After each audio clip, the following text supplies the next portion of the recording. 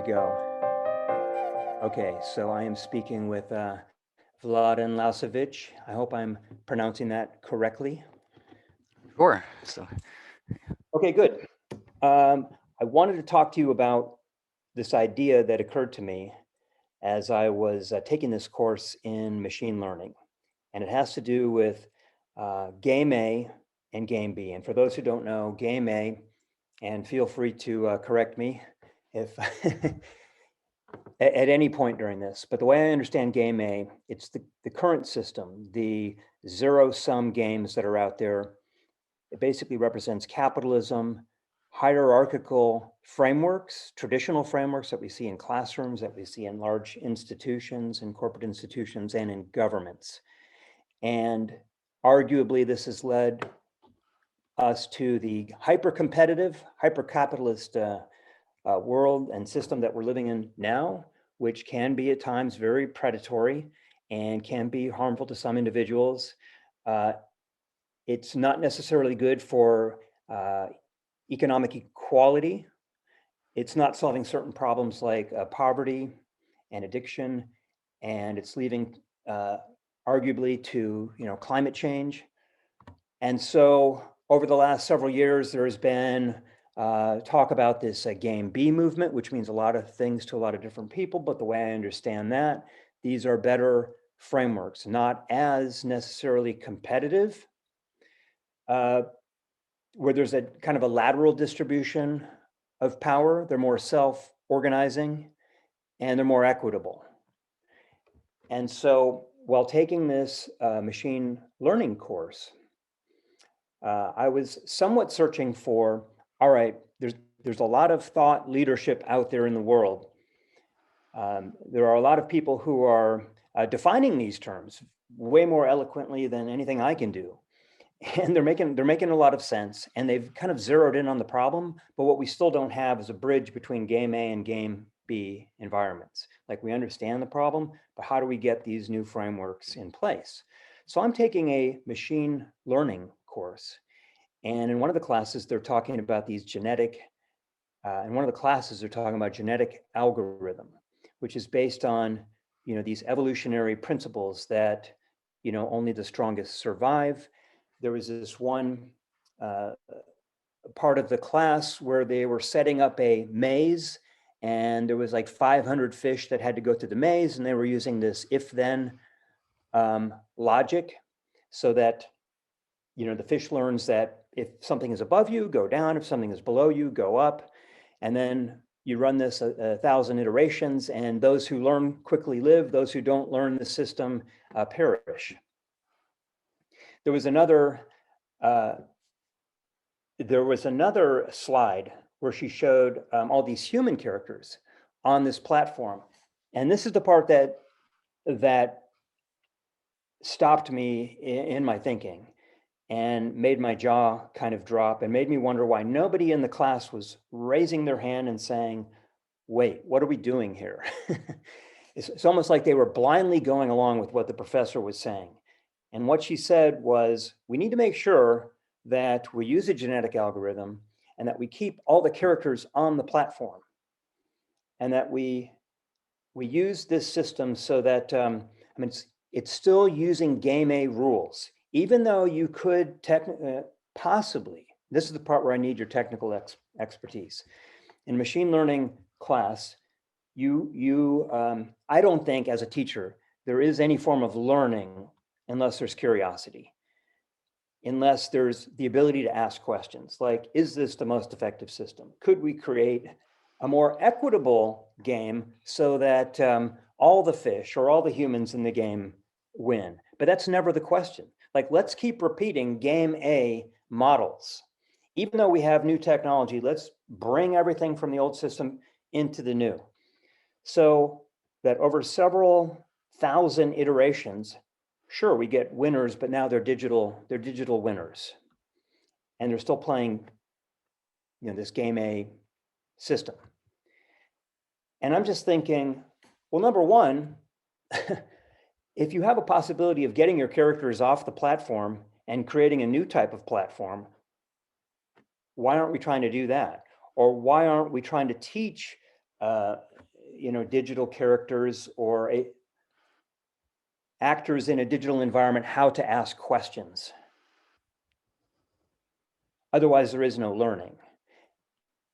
And so I'm thinking that's the reason why Game A is stuck in Game A is because every time we come across a new system, what we think is going to be new, it may be a new technology, but we're taking the old philosophy and we're inserting it into the into the new technology, and we expect that there's going to be change, but there's no change. It's like, okay, perfect example is blockchain.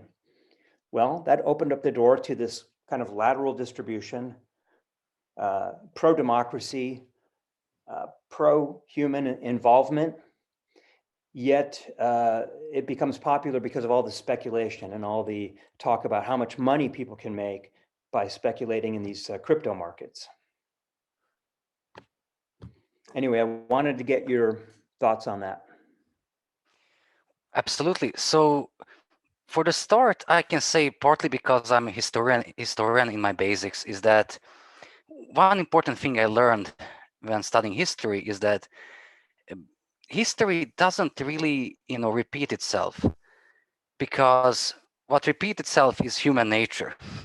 And human nature also includes human stupidity. And human stupidity has many examples, like everything from, believing that, I would say, let's say homosexuals are sick, to let's say that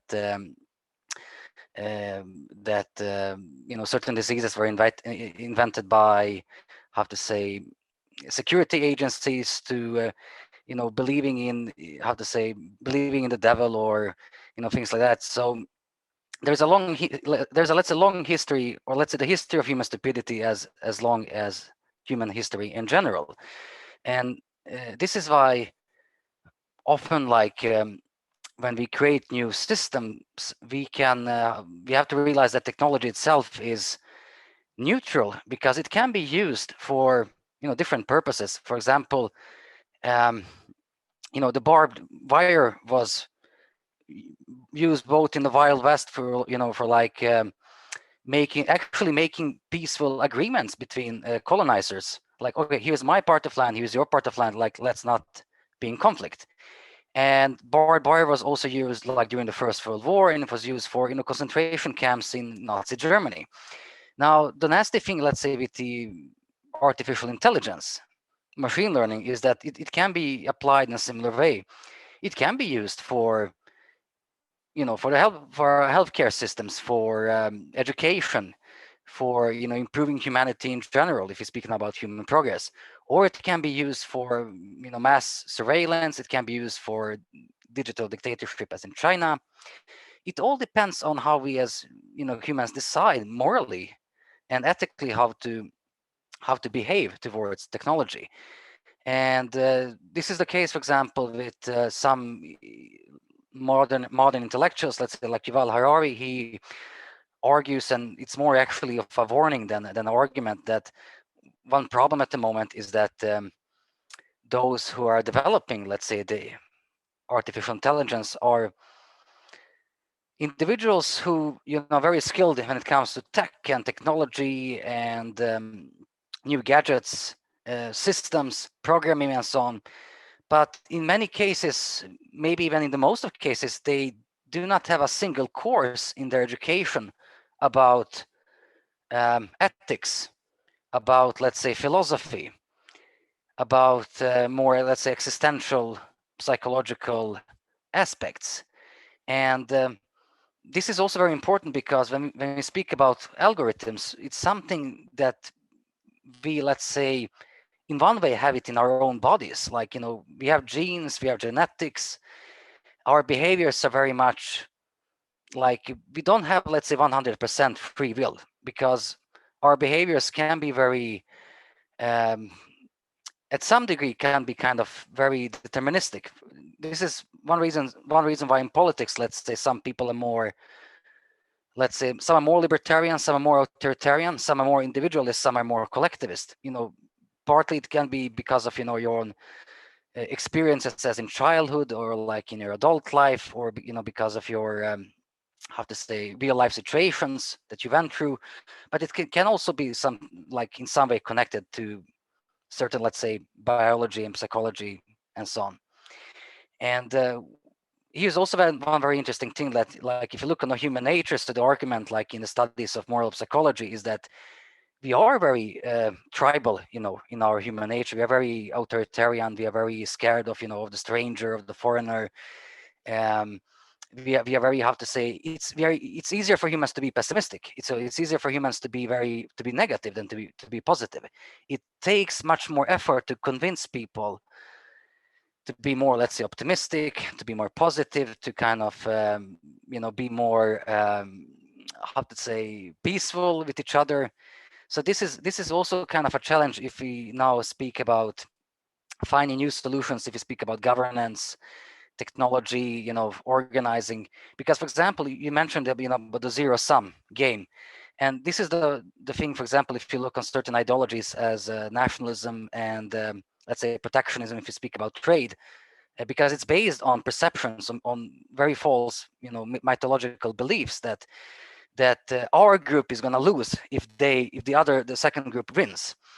While, let's say, the ideas around, let's say, market economy have been more about that, economy is a plus sum game, that more and more individuals can benefit through time and cooperations and interactions. So I would say that if you now speak about, let's say, the AI, it's very crucial that we as whole humanity can use the AI for actually cooperation, decentralization, and a plus sum mindset, that this is a technology that could really benefit more or less every human, because we can really use it for, let's improving quality of life, living standards, reducing poverty, reducing mortality, improving healthcare systems. Or we can use it for the exactly opposite, for self-destruction, for mass murders, mass atrocities, genocide, totalitarian governance, dictatorships, and so on. So as I say, like this, we have to realize that kind of, unfortunately, I think that as long as there are humans, our nature is going to be quite same. There will always be some kind of stupidity, or how to say, ideas that certain groups should be destroyed or should be kind of eliminated or thrown out from the society. And this is the danger. But it can be handled, let's say, if more and more people can be involved in aspects as, let's say, how to say, kind of modern education, decentralizing technologies like blockchain, cryptocurrencies, that more people can cooperate. They can create their own communities, create even more sense of, let's say, global solidarity, global cooperation, and how to say, yeah, it's pretty much that. There is a need to change some of the game A, because we have to realize that the how to say, for the last, let's say, 300 years, like humanity, at least in, not in all parts of the world, but let's say in the most parts of the world now, has went through, like, agricultural society, as in Europe and North America, then industrial revolution, as in 19th century, and then we have, let's say, kind of a more second industrial revolution, like after Second World War. Now we have more, let's say, post-industrial development. And here's the case now that maybe, let's say, I would say, to be more honest, hopefully, ideas of cooperation could become more prominent than competition.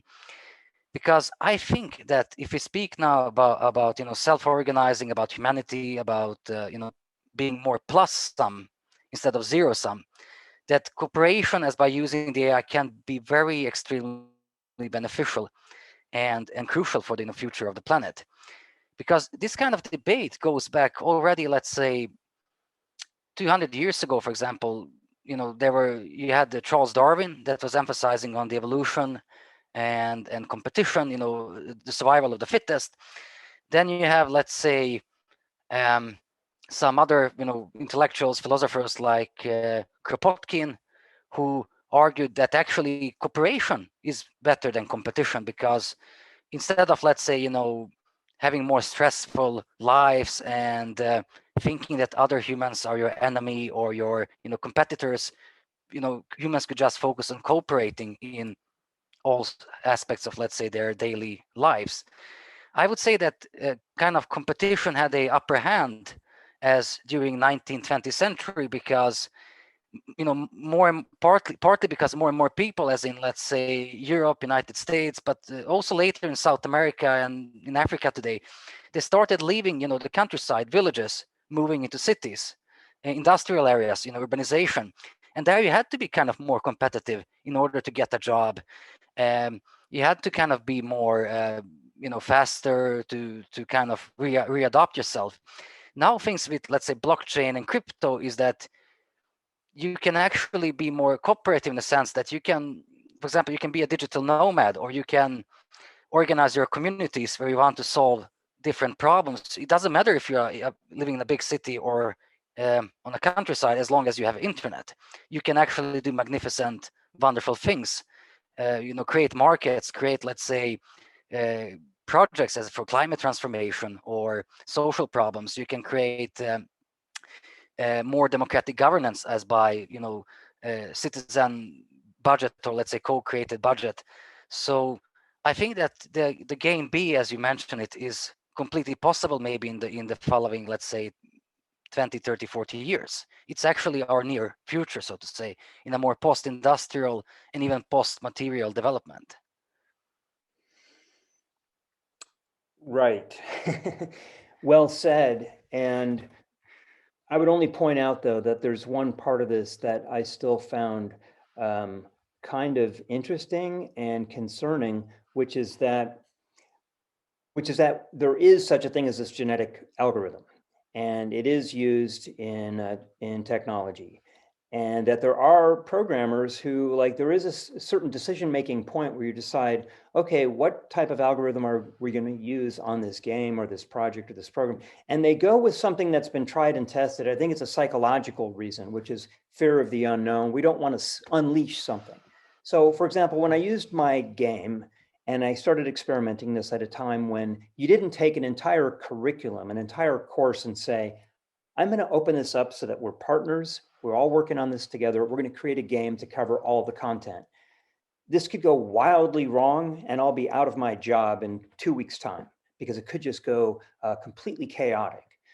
And it's the same thing that my director was concerned about when I was teaching over in China, which is that you're giving students too much autonomy here in decision making, and this could go terribly wrong. That's a fear-based reaction. It's psychological. It's not necessarily based on any logic, but it's our human inability to kind of deal with the unknown and what might happen, rather than try to understand it and know that as humans we can solve it. We can work around this.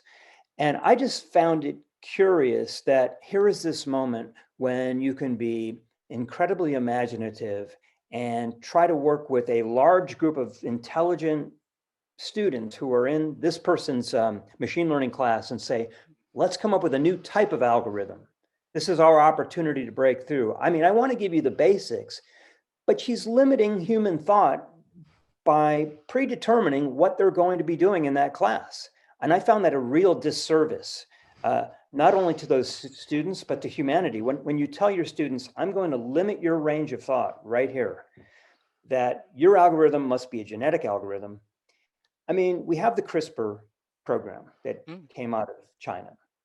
I don't know where that's going to go, but it's saying, look, we were given this. I mean, we're competitive because partly it is genetic, and partly we are where we are with all the tensions in the world because we're operating at the limits of our genetic capacity. That in order to move this species into the next generation and to the generation after that, we're programmed to be competitive, to survive. It's part of our survival mechanism, but it's also possible to overcome that. Athletes, for example, in competition can get along. They can do things in the name of spirit and cooperation, so that after the race or the event is over, they can maintain their friendships. That takes a certain degree of effort and emotional intelligence. I had one group of students in a class where they decided that they weren't going to approach this game competitively. They just wanted to keep it going in perpetuity. Like, we're going to keep this going because this is a more fun way to learn. But if we bring this to a conclusion early, it's going to end the game. We have to go back to regular style learning. So they wanted to keep just the process going. It'd be like people playing a ping pong match where they just want to rally. They never want to actually compete, but they love the rally. So I don't know. I just thought this is going to be the problem with transitioning from one environment to the next, is overcoming this psychology, this inhibition to create these new environments which are more equitable, this lateral distribution. I might have mentioned this before, but as we've seen, Google, Microsoft, a lot of these major tech companies would give employees 10 to 20% of their own time to create products of their own, which are oftentimes more creative than anything they would do if forced to create something by the company. And so they would use that time. They would really look forward to that time. And then I was also told by, I did study Russian, East Central European studies in college, part of my my concentration. And I remember one of my professors saying that 30% of the land was private, 70% was collectivized. The 30% often outproduced the 70%. Now that makes a good argument for right wing. Yeah. For anyone who believes in libertarianism, on the right, but it also shows that there is some truth to that. That when you take pride in ownership, when you're a participant, and you can find a personal relevancy to something, you become a lot more productive. Yeah, this is really the case. I actually wanted to, like, when you started speaking about that, I wanted to mention that because I'm also studying about the history of the Soviet Union, and I myself, I grew up, I was born in, it was still Yugoslavia at that time, and my father he told me a lot of stories about how it was like with this, let's say, these local self-management in Yugoslavia, like kind of these cooperatives. And one thing I learned, like already in my childhood, was that people can be very creative and do fantastic things, but if there's a system that is kind of discouraging creativeness, discouraging freedom, or limiting us, then people are just not going to produce so good, let's say, products or ideas or systems. And this was the case, let's say, in the communist countries, that there were individuals with ideas, but you have to leave, let's say, to Germany or to France or United States in order to make a success, because the system where you're living at was, somehow preventing you and even kind of punishing you if you were, too creative, too ambitious. And the thing here, we speak about, let's say, as you mentioned, the algorithms. I think that we, like in this case for the game B, there's a need for, let's say, some kind of a, Kropotkin algorithm, or kind of a co-creative algorithm, because as humans, like, we are kind of both, let's say, we have our personal needs and our personal, let's say, values and so on, but at the same time we are very social animals. We need communities, we need to be, sense of feeling that we, identify ourselves with a collective, or a polity, or as a nation, or similar, or the world as a whole. And we need both of these kind of spheres to be in balance. So sometimes, I know how it is for me personally. Sometimes I just like to be here in my own, let's say, safe space, like intellectual or hobby space. And sometimes I just want to go out and meet other people, interact. And I would say this is also crucial for the game, that you have a, let's say, continuous development. And when you're part of the game, when you're gaming, when you're in a gaming mode, then you are cooperating. It's a little bit like there is a big, how you call it, this, picture, like a puzzle picture, you know, made of different pieces.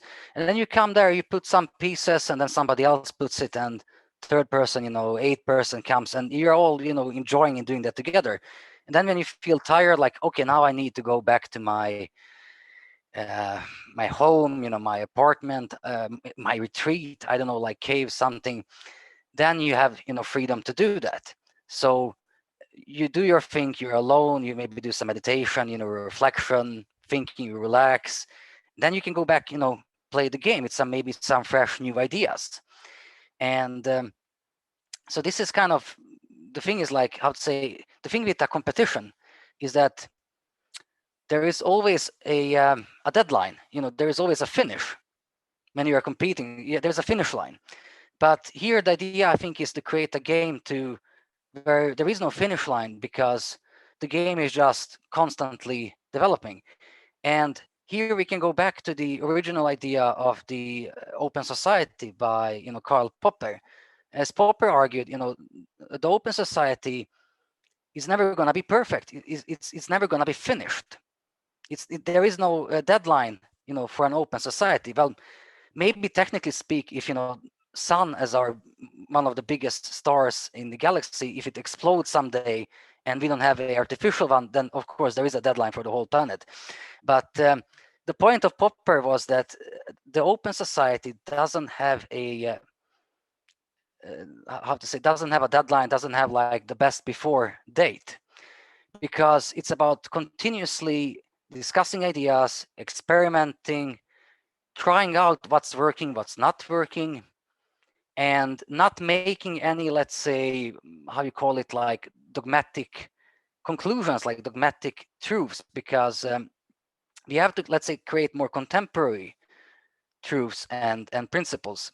So we are able to change them when we realize, as a community or humanity as a whole, that okay, these things are not working. We have to try find something else. And as you mentioned before, the thing is that in our, let's say, human psychology and nature, kind of, we don't really like changes. We are more prone to conserving things as they are. We don't really like, you know, when symbols and constructions around us are changing. We kind of like to stick to them and, you know, try to preserve them, so to say. Right. Yeah, we're like I said, we're up against the limits of our human abilities. I mean, there's a lot of examples. You can't create a car that goes 500 miles an hour because no human being can drive that speed. You know, much the same as we won't have aircraft that flies 4,000 miles per hour because you can't maneuver. So we're up against our capacities, but I guess we're just going to have to get more creative. And what I was going to say also in response to this is that we need to we're gamifying maybe all the wrong things. Like if you have students in a class and you're trying to create a game about fish going through a maze, when you could in fact be creating a game on how to make economic systems more equitable around the world, or how to solve, I mean, because I know such things exist. They're out there, in terms of like reduce, you could have a global competition on reducing carbon emissions, or in solving global poverty and homelessness, or in creating a more sustainable low cost home, or what to do with rising sea levels. Whatever it is, you can turn that into a cooperative game. And if you want to make it competitive, then you could create it where one team is against another team. So whichever team creates the best outcome. So I don't know. I just don't think we're teaching the right courses in our schools. We could be simultaneously teaching while solving these problems. And this is also another, let's say, challenge, is that many things that people are learning in schools at the moment are, if you speak now about methods, information, insights, are things that, could be quite outdated, like in only maybe 20 years. And this also has to do with the pace of the technology, tempo of change. And I noticed this from my personal experience when we speak about education. And it's only like, if I only compare how things were like in Sweden, let's say 10 years ago, and how things are now, if we speak about social media, digitalization, and so on. Anyway, I really believe there is a case for, let's say, gamification of education, because it can motivate more humans, like inspired to cooperate and kind of solve problems that otherwise are, if we didn't have, let's say, decentralizing technology, or internet, would be very extremely hard to solve. If you speak now about, let's say, awareness about climate change, or let's say how to deal with certain, let's say, transparency, integrity problems. Like, for example, let's say there are at this moment, like, I think there's almost 1 billion people, according to certain estimates as by the World Bank. So basically one how you call it, like, at the moment, like, a very large part of the human population doesn't have a valid identity, in a sense of, you have a passport or ID card, or like some kind of a, let's say, digital paper. And we are technically living in the 21st century, but many humans don't even have that. And I think this, like, the game B could be a game changer, for the planet as a whole. So Well, that's a good place to leave it. There's so much more to discuss, and I know you have to get to another event. We'll just call it that. Yeah, we'll continue gaming next time. So so I'm just going to stop the recording at this point, and we'll pick it up soon. And so yeah, thanks for participating in the discussion, and hopefully we raised some good questions. yeah, absolutely. That's the whole idea. So thanks.